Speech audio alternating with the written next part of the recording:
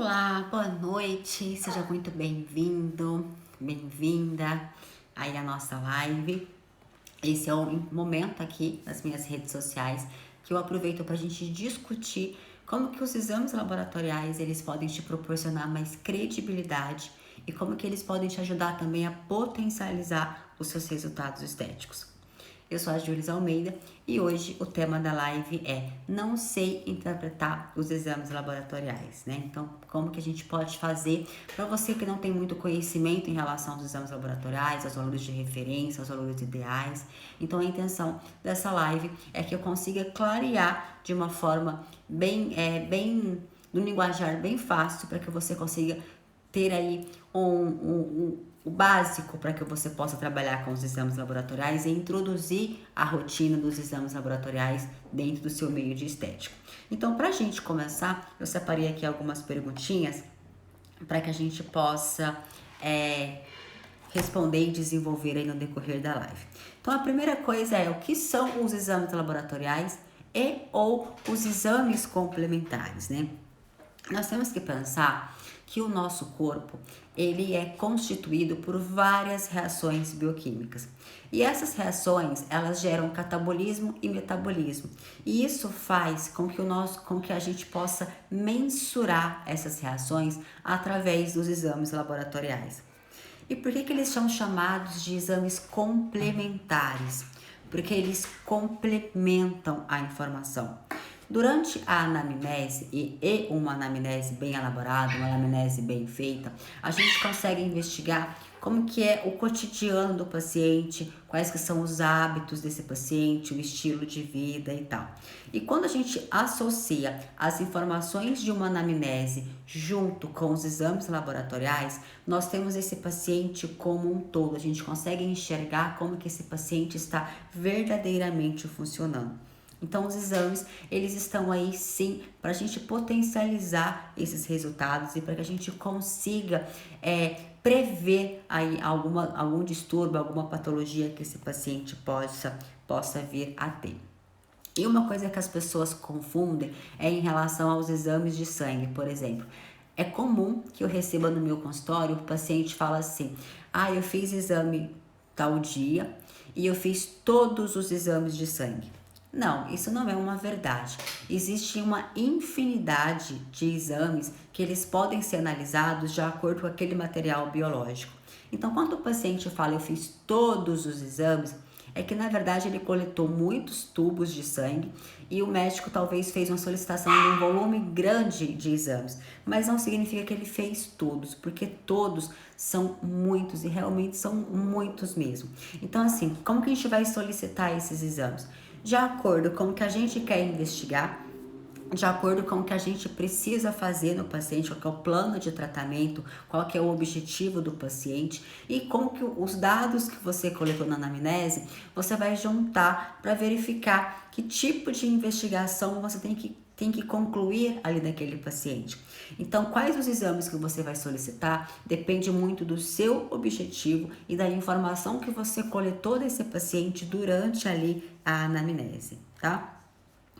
E quais são os exames que podem ser feitos dentro dos exames laboratoriais? E são várias as amostras biológicas que podem ser investigadas. Dentre delas, as mais comuns são sangue, urina, fezes. Mas a gente tem fio de cabelo, unha, qualquer tipo de secreção que o corpo solta, pedaços de tecido. Então, são uma infinidade. Comumente, mais são os exames de sangue. E os que nós vamos pedir normalmente para nossa rotina de clínica de estética entra aí sangue, urina e fezes, que são os mais comuns.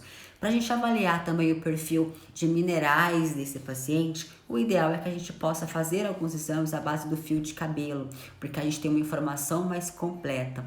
Minerais geralmente não gostam de ficar muito livre ali na corrente sanguínea. Mineral ele gosta de estar dentro ali de alguma coisa, dentro da célula. Então, para a gente verificar isso ali a nível de longo prazo, né? Eu quero fazer uma investigação do paciente dos últimos 2 meses, mais dias, uma avaliação aí do fio de cabelo é o ideal. Então são aí as amostras biológicas que a gente mais vai utilizar de acordo com cada situação, tá? E dentro de como interpretar os exames laboratoriais de uma forma correta, nós temos que pensar que existem duas situações: os valores de referência e os valores ideais. Os valores de referência, eles são obrigados a ter nos exames laboratoriais. Todo laboratório que vai fazer o exame, ele precisa de te entregar um valor de referência. Por que isso? Porque de acordo com o kit que ele está usando, tem um valor de referência. De acordo com o aparelho que ele usou para dosar aquele analito, também tem um valor de referência. Então, por isso que todos os laboratórios entregam os exames dentro de um valor de referência, com um valor de referência para a gente ter ali um norte. Só que o valor de referência, ele não é a maneira mais apropriada da gente conseguir investigar esse paciente. Por quê? Eu vou até dividir a minha tela com vocês para que eu consiga explicar isso aqui melhor. Só um momentinho. Ó, essa tabela que eu coloquei para vocês, na verdade, é a curva de Gauss. O que é essa curva de Gauss?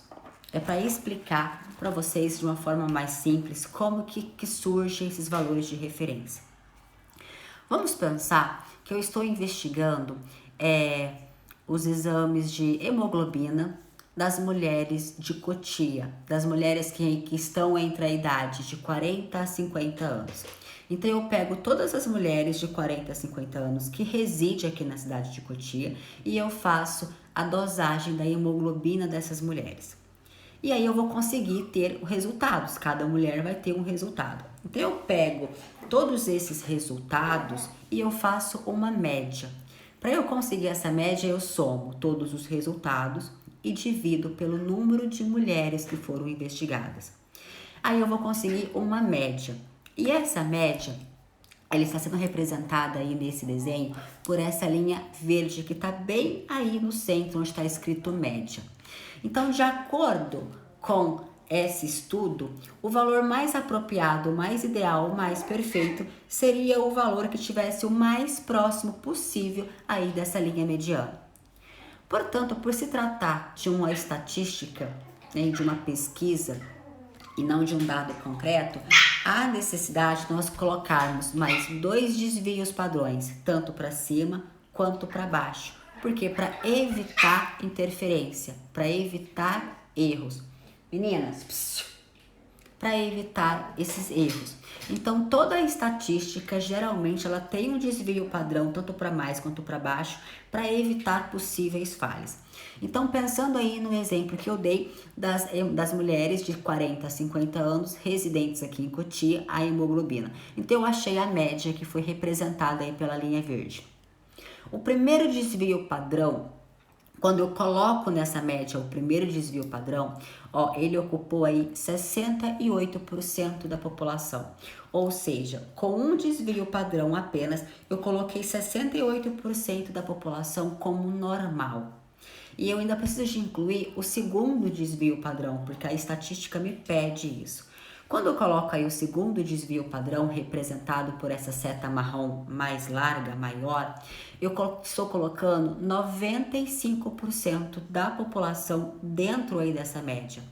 Ou seja, eu coloquei dentro desse valor de referência 95% da população.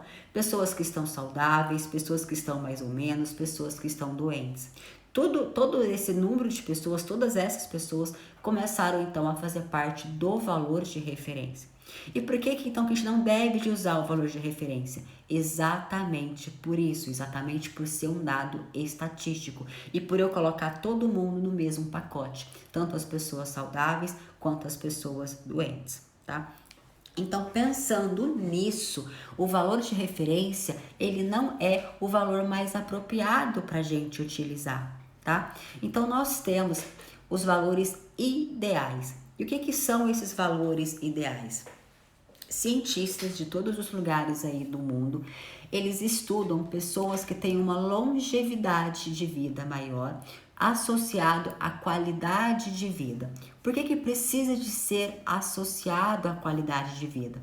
Não basta você pegar uma pessoa que viveu muitos anos, mas uma pessoa que ficou meio que vegetando, que não conseguia ter uma independência própria e que era cuidado, zelado por outra pessoa.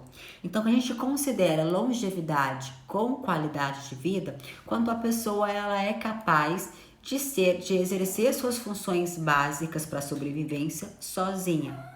Então aí através disso, os cientistas pegam número XN de pessoas que têm aí uma longevidade maior e fazem estudos dessas pessoas. Dosam todos os tipos de analito possível e verifica. Aí eles fazem uma média. Então, por exemplo, vamos dosar o colesterol. Dosa o colesterol de várias pessoas que têm aí uma longevidade, já tem aí mais de 100 anos, enfim, aí vai. Então, dosa. Então, eles verificam assim, nossa, essas pessoas, esse número de pessoas que têm uma vida mais longa, normalmente eles tendem a ter nesse analito o exame nesse valor. Ó, a vitamina D nesse valor. O hemograma costuma ser assim. Então eles vão fazendo essas estatísticas, esses estudos e eles vão computadorizando aquilo, vão anotando aquilo. Então chega-se nos valores ideais. Então são pessoas que geralmente são saudáveis, que têm uma vida longa e que têm uma qualidade de vida. Através desses estudos é que a gente chega nos valores ideais. E para facilitar que vocês tenham aí o domínio sobre os valores ideais, para ficar mais fácil a compreensão,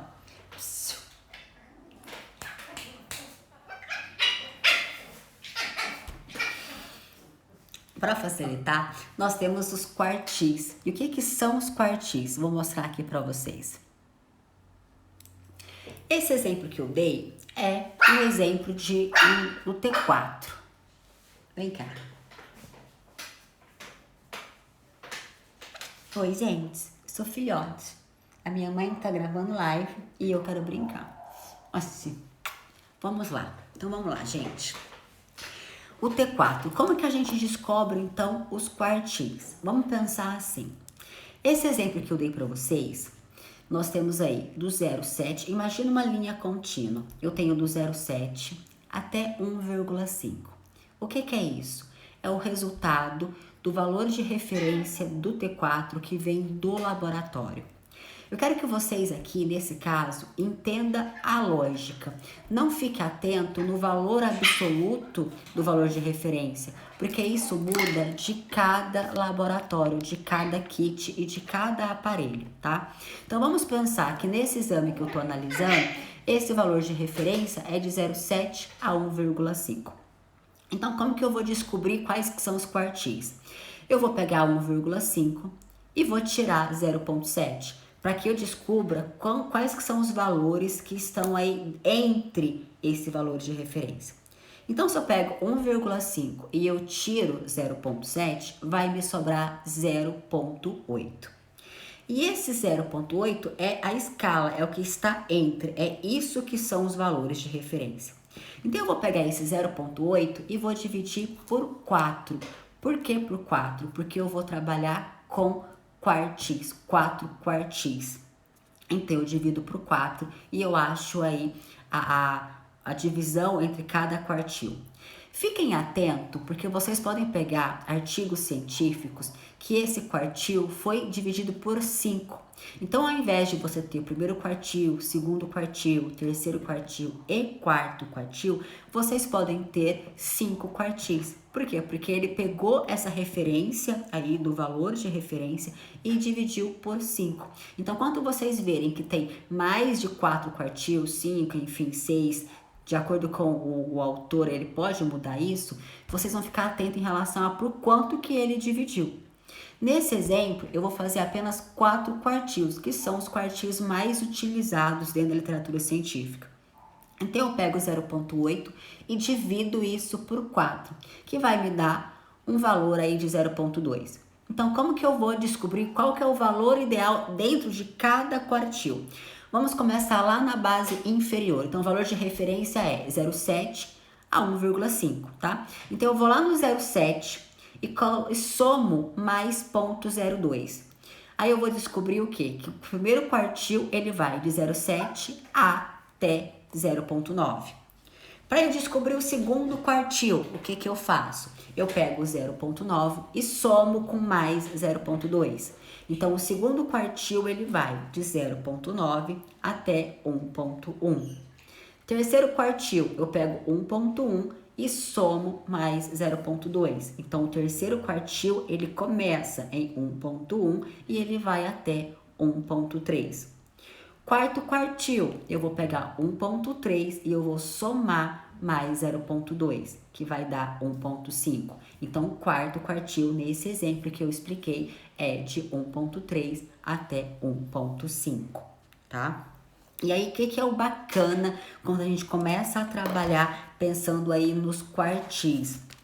Quando a gente coloca em quartil, é uma maneira muito fácil da gente conseguir ler esse exame de uma forma favorável.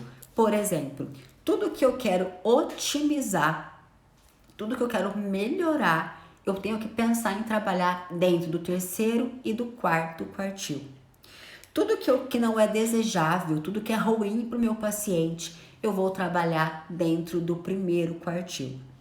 Então, todos os exames que eu vou solicitar do meu paciente, eu tenho que pensar assim: isso é bom ou é ruim para o meu paciente? É bom, então eu quero níveis mais elevados.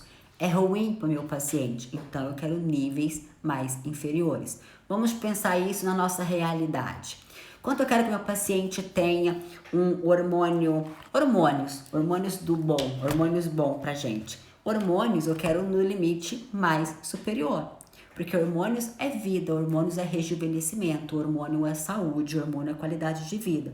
Então, hormônios bons para o meu paciente, eu quero limite superior. Já um resultado, por exemplo, de câncer, um resultado de um metal pesado, o que eu quero? No limite inferior, porque isso é ruim para o meu paciente, tá?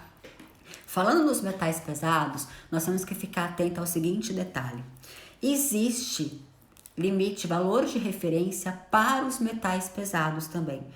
Portanto, os metais pesados, eles fazem mal para a gente. Os metais pesados, eles são ruins. Então, eu não sei de cor os valores de cada metais pesados. Nós vamos pensar assim, só para vocês compreenderem, que nós temos uma escala de 1 a 10 de valor de referência para metal pesado. Ou seja, a literatura, de acordo com o valor de referência, ela fala que que você tendo 1 ou que você tendo 10, você está dentro do ideal, dentro do esperado para ter metal pesado. Portanto, como é sabido que metal pesado faz mal pra gente, o valor ideal do metal pesado é não ter metal pesado, correto? Então, se a gente for pensar no valor de referência, a pessoa precisa de estar contaminada, intoxicada por metal pesado, para que ela se enquadre dentro do valor de referência. Então, isso mostra pra gente que valor de referência, ele não é bom, ele não é o ideal, que nós temos que pensar em valores e ideais. Quando vocês começarem a introduzir dentro da rotina clínica de vocês, a fazer o quartil para cada exame que vocês for solicitar, vocês vão verificar que hoje praticamente 100% dos pacientes, eles estão em um quadro de início de patologia, que praticamente 100% dos pacientes há a necessidade de fazer algum ajuste metabólico para que aquele paciente consiga ter uma vida mais equilibrada, mais saudável, para que aquele corpo entre ali em hemostasia. Então, qual que é a vantagem disso? Nós, profissionais estetas, nós vamos trabalhar pensando em oferecer prevenção à saúde daquele paciente. Então, quando você solicitar os exames desse paciente para avaliar como que está o metabolismo dele e que você verificar que aquele analito não está dentro do quartil que você gostaria, você vai ter recursos o suficiente para conseguir recuperar e adequar aquele exame para o quartil que você quer. Quando a gente trabalha com prevenção, na grande maioria das vezes, o que esse paciente está precisando é de repor algum mineral, alguma vitamina ou algum oligoelementos que a gente chama de uma dentro da ortomolecular. Oligoelementos são substâncias essenciais para o nosso corpo que na grande maioria das vezes nós precisamos de concentrações bem pequenas, de doses bem pequenas diárias. Então aí são os oligoelementos. Quando nós vamos trabalhar a nível de prevenção para esse paciente, nós suplementando esse paciente dentro dos valores de acordo com a ortomolecular, nós vamos conseguir recuperar a saúde desse paciente. O paciente está começando ali a sair dos trilhos, a gente consegue trazer ele para o lugar. Uma vez que vocês começarem a introduzir o quartil na vida de vocês, vocês vão começar a fazer a diferença na vida desse paciente. E é isso que importa, porque o número de profissionais que não sabem ler os exames laboratoriais de uma forma satisfatória é muito grande. E é por isso que nós temos cada vez mais pessoas que estão morrendo, mesmo apresentando exames laboratoriais dentro do normal. Isso se dá por quê? Porque foi analisado de uma forma errônea. E quando você começar a avaliar esse exame de uma forma ideal, que você promover para o seu paciente mais qualidade de vida, você vai ver que mais pessoas vão começar a te procurar. Porque poucos são os profissionais que sabem analisar esses exames de uma forma correta, de uma forma satisfatória, tá? Então, no momento que você começar a fazer um trabalho bem feito, um trabalho bonito, bem elaborado, de acordo com os valores ideais, você vai começar a ter resultados muito mais satisfatórios, vai ter mais credibilidade com o teu paciente, você vai conseguir proporcionar, potencializar muito mais seus resultados. Nós temos que pensar nesse paciente como um todo. O paciente não é um sozinho. Então vamos pensar aqui, ó. Quais são as consequências de não saber analisar esses valores de uma forma ideal? Vamos trazer isso para o nosso meio, vamos trazer isso para a estética. Vamos pensar que o paciente veio te procurar porque ele está com celulite. Celulite, mancha, estria, isso são fatores, são queixas muito comuns dentro de uma clínica de estética. Celulite principalmente tem muito. Quando você vai pensar em celulite, a primeira coisa que a gente pensa é o seguinte: esse paciente deve estar com algum distúrbio a nível de estrógeno. Perfeito, sim, certamente é. Portanto, não é a única causa. Nós temos que pensar no paciente de uma forma geral. Então, nós temos que avaliar os hormônios desse paciente, avaliar o perfil nutricional desse paciente, avaliar o perfil inflamatório desse paciente, olhar como que está o estresse oxidativo desse paciente. Porque um paciente que apresenta celulite, alguma disfunção estética, ele tem um conjunto de fatores que está agravando aquela disfunção estética. E se você pensar em cuidar da disfunção estética sem preparar o terreno, sem preparar a causa, talvez você pode até ter um resultado, mas você não vai conseguir ter um resultado que seja de uma forma satisfatória. Não vai ter durabilidade aquilo. Por quê? Porque o organismo daquele paciente não está preparado para aquilo. Então, quando a gente começar a ter o domínio dos exames laboratoriais e utilizar isso a nosso favor, os nossos resultados serão mais potentes, sim, e nós teremos muito mais credibilidade aí perante o nosso paciente, tá? Então vamos lá, né? Quando que foi a primeira vez que eu percebi que os exames ideais, eles são diferentes dos valores de referência? O meu exemplo. Eu tinha uma disfunção de pele, uma dermatite de pele, que ela não sarava de jeito nenhum. E ela estava cada vez mais agressiva, invadindo mais regiões do meu rosto, e isso estava me causando um certo desconforto, porque eu queria vender beleza para o meu paciente, eu queria vender uma pele saudável para o meu paciente, mas eu não tinha uma pele saudável, eu tinha tanta disfunção de pele que eu estava envergonhada perante o que eu queria que meu paciente tivesse de acordo com a minha realidade. E como eu sou biomédica, eu resolvi fazer os meus exames de sangue e analisar como que estavam as minhas funções metabólicas. Quando eu peguei os meus resultados que eu fui analisar, eu verifiquei que eu estava muito, mas muito pior do que o que eu verdadeiramente gostaria de estar. E assim, nos meus exames, de acordo com os exames, valor de referência, eu estava toda normal. Portanto, eu estava anêmica, eu estava com anemia, eu estava com hipotiroidismo subclínico, eu já tinha entrado em menopausa precoce por causa de uso de anticoncepcional, então eu estava com todo o meu metabolismo totalmente modificado. E se eu fosse olhar somente nos valores de referência, eu era considerada uma pessoa normal. Só que como eu leio muito artigo científico e eu vou muito para essa área de saúde integrativa, que é o que eu gosto, olhando os meus exames dentro dos limites ideais, dentro dos quartis ideais, os meus valores estavam todos fora dos quartis. Então, qual foi a primeira coisa que eu fiz para conseguir arrumar minha dermatite? Eu organizei a casa. Eu coloquei os meus analitos de acordo com os valores que eu gostaria que eles precisassem estar, que eu gostaria que eles estivessem, de acordo com os quartis ideais. Quando eu comecei a organizar a casa, a minha dermatite foi melhorando. Então, o que acontece? Através disso, eu concluí que todos os exames laboratoriais, todos os procedimentos estéticos, eles podem ser melhorados quando o corpo do paciente está preparado para aquilo.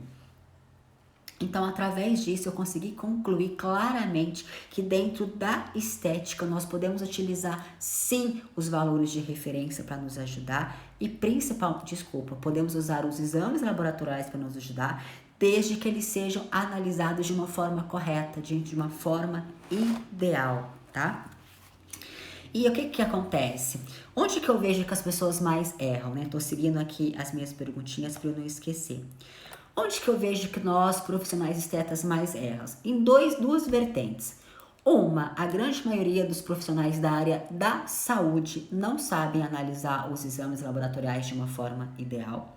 E nós, profissionais da saúde especializados em estética, nós temos muita dificuldade em associar os procedimentos que nós vamos fazer com o paciente junto com os exames laboratoriais. Isso é algo novo, isso é algo que as pessoas têm muita dificuldade, eles não conseguem compreender como que os exames laboratoriais eles podem ajudar. E é isso que vai fazer a diferença na nossa área. O profissional que conseguir avaliar esse paciente como um todo, conseguir enxergar esse paciente como se fosse um quebra-cabeça e ir montando esse quebra-cabeça, que conseguir analisar os exames laboratoriais de uma forma ideal e o mais importante, saber recuperar, enxergar o problema e saber resolver o problema, esse sim vai ser um profissional esteta diferenciado e muito mais completo. Porque não basta você identificar o problema e encaminhar para que alguém corrija. Na grande maioria das vezes, a nível de prevenção e não a nível de patologia, nós temos recursos o suficiente para conseguir reparar esse paciente e devolver a qualidade de vida ideal para esse paciente, tá? Então, vamos lá. E quando que é melhor fazer isso, né? O que é o melhor? O melhor sempre é que você dedique um tempo ao teu paciente e faça sempre o quartil daqueles exames que você solicitou e verifica qual que é o quartil que aquele paciente está.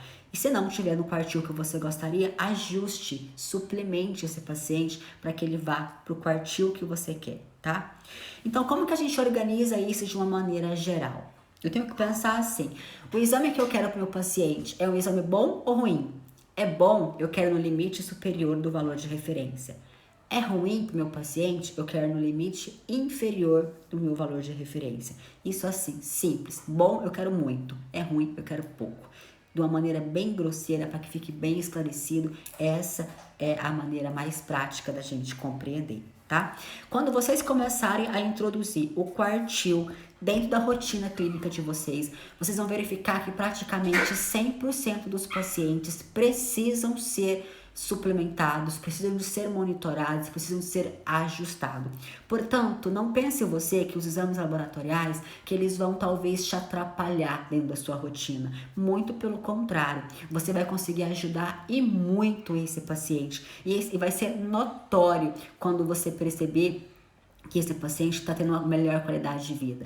E isso é tão visível que o paciente vai te agradecer. Ele vai comentar com você que você fez a diferença. Ele vai comentar que ninguém havia dedicado tempo e explicado os exames laboratoriais de acordo com o que você explicou. E isso vai te dar mais credibilidade para o seu paciente. E isso é importante, porque a gente quer sim passar credibilidade para o nosso paciente para que a gente tenha, consequentemente, mais pacientes, né? Que a gente tenha aí uma agenda cada vez mais cheia, né? 97,5% da população estão doentes e estão apresentando exames normais. Isso mostra que o mercado está falho de bons profissionais que sabem avaliar esses exames de uma forma correta. E eu anotei aqui alguns exemplos que eu gostaria de falar com vocês, por exemplo. A testosterona, ela é o hormônio masculino que praticamente rege o corpo masculino. Ele é um hormônio, assim, essencial. A testosterona, nós temos, tanto mulheres quanto homens, nós temos esse hormônio. Porém, em homens, ela é mais predominante, ela tem um valor mais elevado. A literatura fala que homens que possuem testosterona abaixo de 17, ele tem 3 vezes mais chance de você ter um infarto, uma doença cardiovascular, do que pessoas que têm testosterona mais alta. Por quê? Porque a testosterona, ela acaba protegendo o coração e todo o sistema circulatório. Então, ter testosterona alta para homens não é importante somente para a libido e para a função sexual, é importante para preservar o coração desse paciente. E aí, você sabendo dessa informação, você vai querer que seu paciente tenha uma testosterona baixa ou uma testosterona alta, né? O estradiol é a mesma coisa. O estradiol para a mulher é um hormônio muito importante. Ele é o hormônio que rege os hormônios sexuais femininos.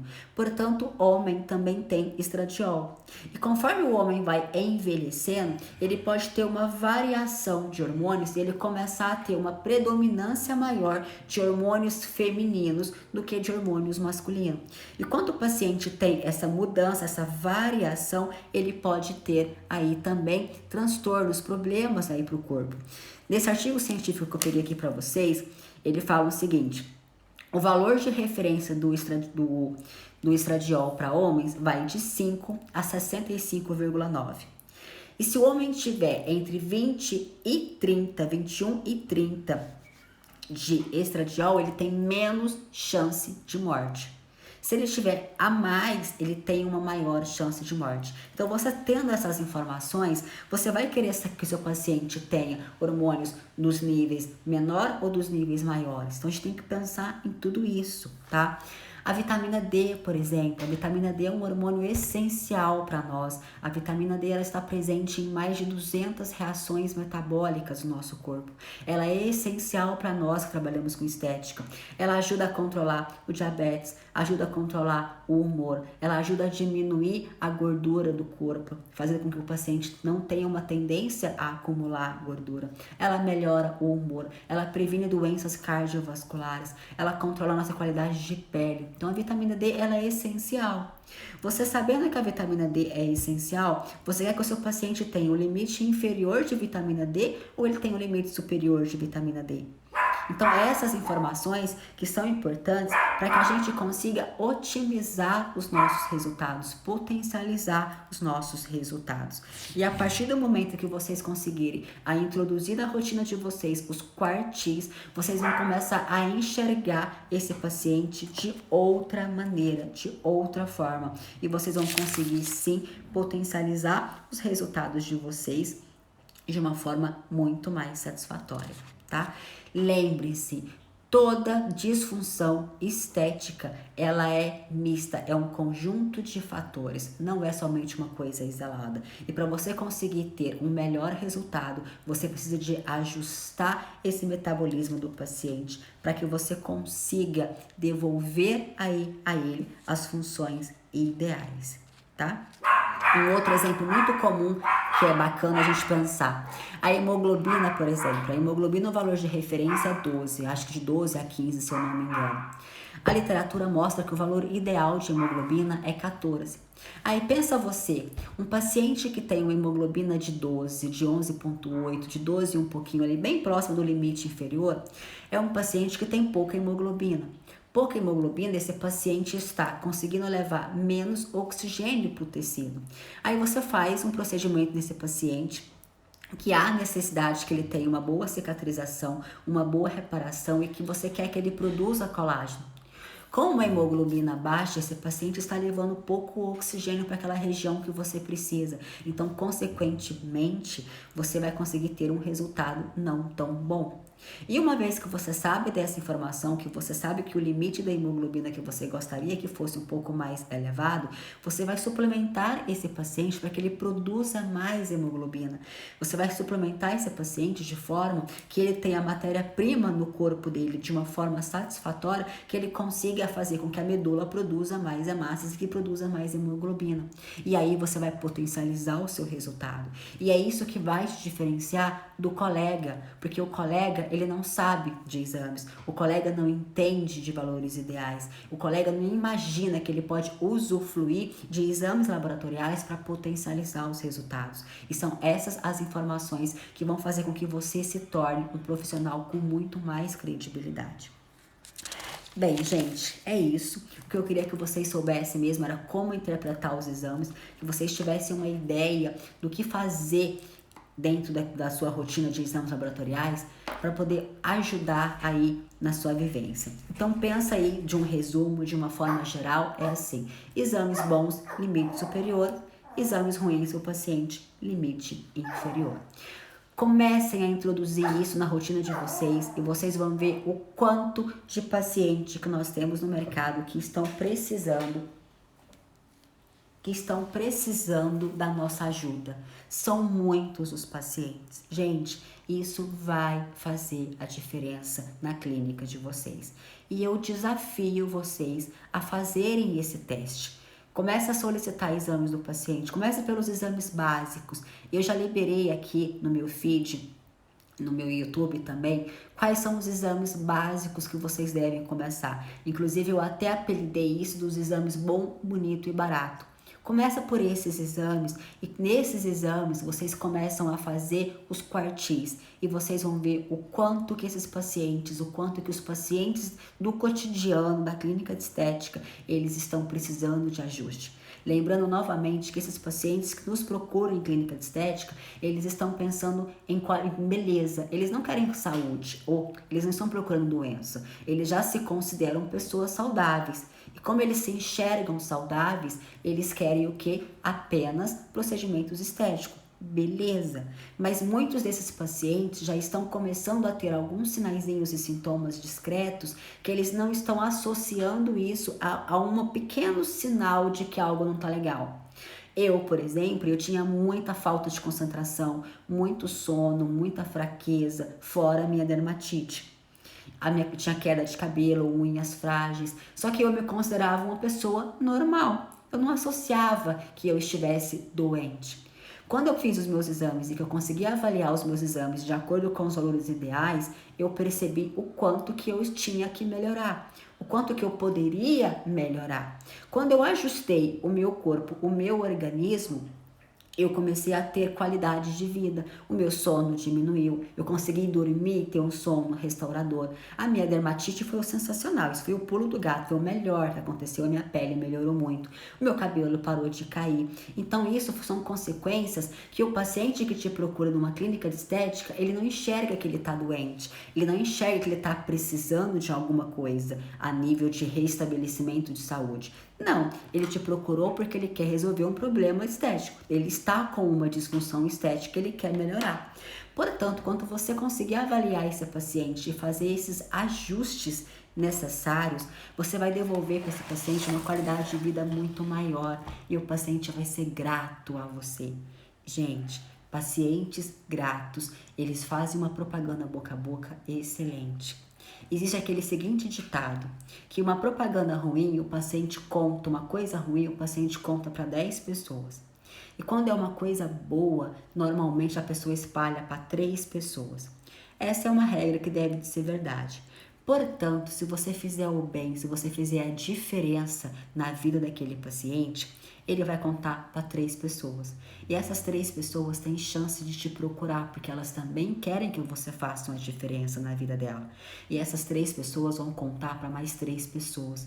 Consequentemente, num curto espaço de tempo, você vai estar se tornando um profissional com muita credibilidade e vai estar com a sua agenda cada vez mais cheia. E o mais importante, você verdadeiramente estará fazendo a diferença na vida das pessoas. E é isso que conta, uma vez que nós somos profissionais estetas, nós somos profissionais da área da saúde. Enfim, a live de hoje era sobre isso. Eu queria que vocês compreendessem que vocês, por mais que não entendem nada de exames laboratoriais, vocês podem começar a introduzir isso na vida de vocês e que isso vai fazer a diferença. Eu espero ter ajudado do fundo do meu coração de alguma forma. E deixo aqui o meu convite para que vocês me acompanhem aí nas minhas redes sociais, para que vocês me mandem sugestões de tema, para que vocês interajam comigo e deixem eu saber como que eu posso ajudar vocês dentro aí do meio dos exames laboratoriais de uma forma mais satisfatória, de uma forma mais eficiente.